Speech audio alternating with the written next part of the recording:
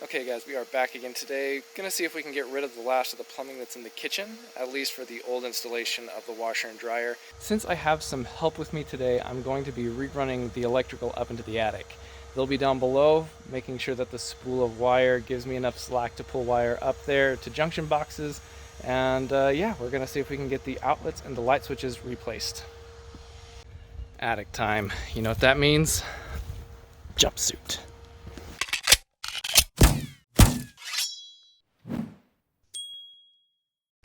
Alright everyone, so we are getting started this time by removing the 16-inch return duct up in the attic. This was where the primary air return was in the hallway, and it looped all the way around the attic in order to get to the back of the furnace. We needed to remove it so we could get access to the rest of the attic space to pull the wire up through the top plates. The plan is to tape on the new Romex to the existing wiring and pull it up through the top plate. That way we basically had a little fish tape that we could use to pull the new wire up into the attic space and basically just replace those home runs going back to the electrical panel.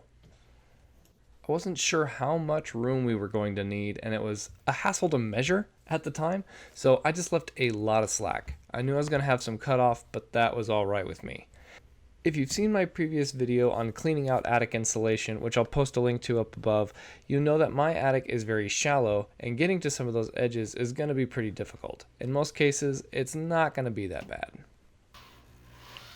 For installing new wiring, we just drilled a new hole through the top plate and once again pulled a lot of that extra slack up into the attic as I could work it back to the electrical panel.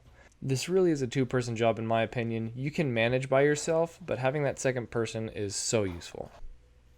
I'm back again for a little bit this evening. Gonna see if I can undo a little bit more of the water supply lines. I also need to go up into the attic because the water supply and the hot water are actually connected up through the ceiling.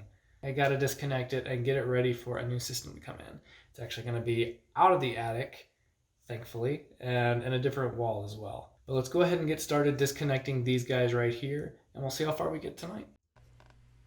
Once it was dark outside and I was working by myself again, I decided to start removing more of the plumbing in the bathroom. I didn't want to keep working the attic without somebody there to help feed me that wire. It would have been much more difficult to do that by myself. In my last video, I removed the plumbing that was easy to get to, leaving only stuff that was still tied in, like the sink, toilet, and the shower. There are also two lines going up into the attic, and the multiple supplies that go underneath the house that are buried in the dirt. I'm going to end up taking all of those out and replacing them with PEX, which I'll start doing in a video pretty soon. My current plan for redoing the bathroom is to come back with a marbled herringbone pattern tile on the floor and then a darker gray slate tile on the walls in the shower. Let me know in the comments below if you think that would look good or if it might be a little bit too busy for how small the bathroom is.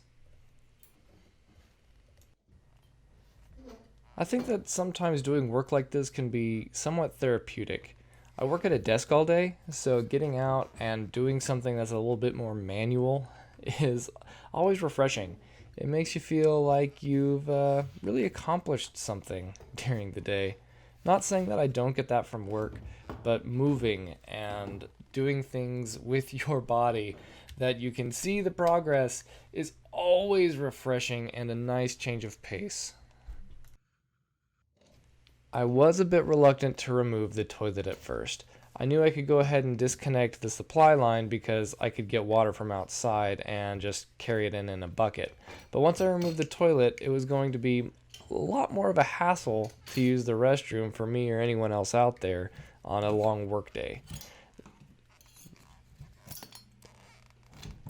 It was after I removed the toilet that the people at the gas station nearby started seeing a lot more of me. Yeah. It's just a little bit ironic that the piece of pipe that took me about an hour to get off became my cheater bar to help me remove the rest of the tubing. You can do some serious damage with a pipe wrench and cheater bar. Maybe, just maybe if I'm lucky, all of them will snap off and I won't have to unthread any of them. That'd actually be a little bit of a dream come true. I don't think it's going to happen. Let's keep going. The part of the floor right here that I'm sitting on had me a bit concerned. Whenever somebody came in to do a renovation in this bathroom previously, they cut the joist underneath that edge of the supporting wall.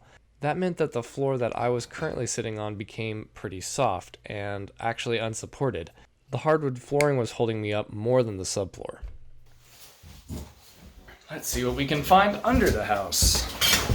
It's gonna be exciting. Buddy up for a midnight crawl. Those two pipes that you see under there are actually going all the way up into the attic. I think I'm gonna do a midnight climb instead of a midnight crawl. We're doing this one more time. If you're enjoying this type of content and you want to see this renovation from start to finish, don't forget to hit the subscribe button, and as always, drop a like for the YouTube algorithm. So this got crimped. That was a water line that goes off to the humidifier on the front side of this AC unit. I don't know how long it was there, but that could have been a reason why it stopped working.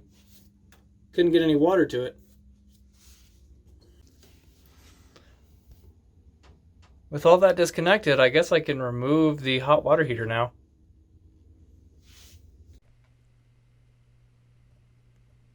Now that the hot water heater was finally disconnected from everything, I could remove it from the closet. The only problem was that it was full of 40 gallons of water. I tried using a bucket at first to remove the water, then I remembered that I was an idiot and I actually brought a water hose for this very reason. There wasn't much pressure, so it took a while to empty, but it was better than using a bucket. This tank has been draining by itself for about 15 minutes now, and it's not slowing down. I think I'm just going to throw it out the back wall and go home. Come back tomorrow.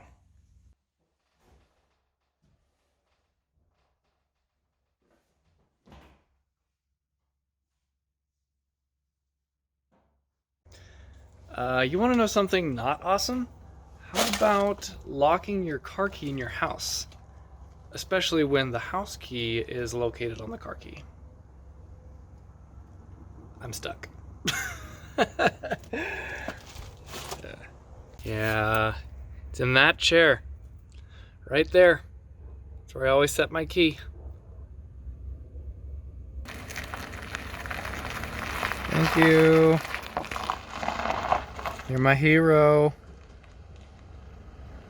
Night.